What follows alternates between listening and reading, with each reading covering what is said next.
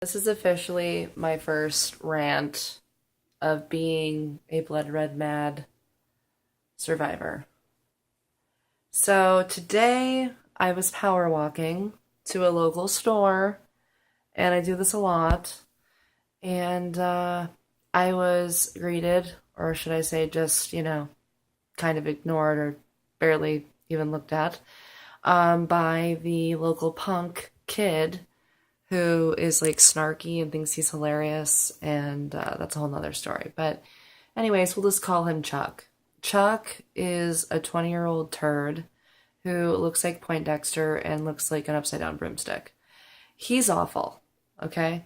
And I was power walking, and I'm pretty sure there's a forest fire going on right now from California.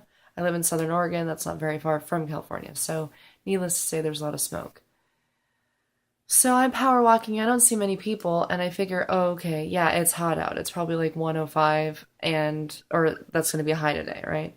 So I'm power walking, and I think about it, and I'm like, I wonder why. And I'm like, probably because on the news, people were saying, how they're probably telling people not to go outside in this um, heavy smoke, bad for you, heavy metals, blah, blah, blah, bad for you.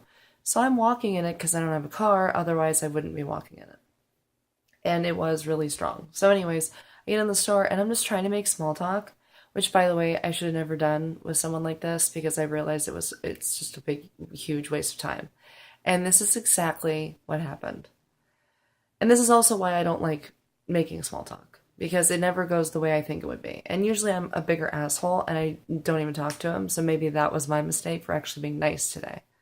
As you can tell, I'm totally B.R.M. thinking about it, blood red mad all over again. So, anyways, I'm like, oh, it's, really like smoky out or something. I'm like, wow, there's like no one around.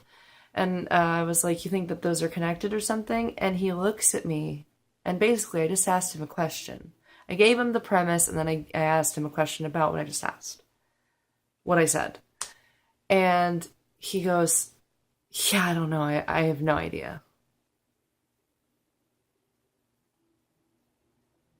What do you mean you have no idea? I just laid it out. I laid the blueprints out for the entire interaction. I was out going out of my way to include you in on my thought, and you shot me down like I asked you if you think AIDS is still an epidemic. Go fuck yourself. Straight up. Blood red mad all over again. I walked away and I was like, not only do I feel awkward because of how he made me feel awkward, but it was just even more awkward to ever. I'm never doing it again. That was the end of Natalie ever trying to make small talk with punk ass kids. Said, I think that's the end of the said rant. So, anyways, Blood Red Mad is something I took from Chris D'Elia, the comedian. I don't think he'll hate me for it though because it's kind of funny. And I am a baby, and that's what he calls people that listen to the podcast. And I'm definitely a baby. Hopefully, I'm going to be a senior baby. I think that he was calling it an altar, part of the cult. Anyways, Blood Red Mad, edition one.